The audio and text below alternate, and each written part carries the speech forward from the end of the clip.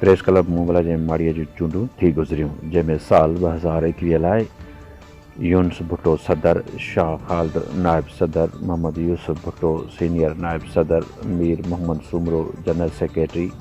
फरमान Baloch joint secretary, ज़ेडे Bukhari office secretary, Qurban Bhojdar press secretary बिना मुक़ाबले चूंडिजी विया, जॾहिं त एग्ज़ीक्यूटिव कमेटीअ में ग़ुलाम मुस्तफ़ा महर, लियाकत भोजदार, परवेज भोजदार ऐं शौकत भोजदार शामिल आहिनि। इन मौक़े ते मुख़्तलिफ़ सियासी समाजी अॻुवान, बालक अदबी फोरम जे मरकज़ी जनरल सेक्रेटरी अब्दुल हई भुट्टो, PP सदर सनाउल्लाह भुट्टो, समाज सुधारक अब्दुल वहीद भुट्टो,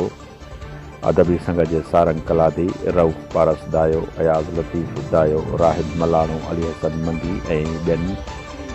नए चूंडिजी आयल बाडीअ खे मुबारकूं ॾिनियूं।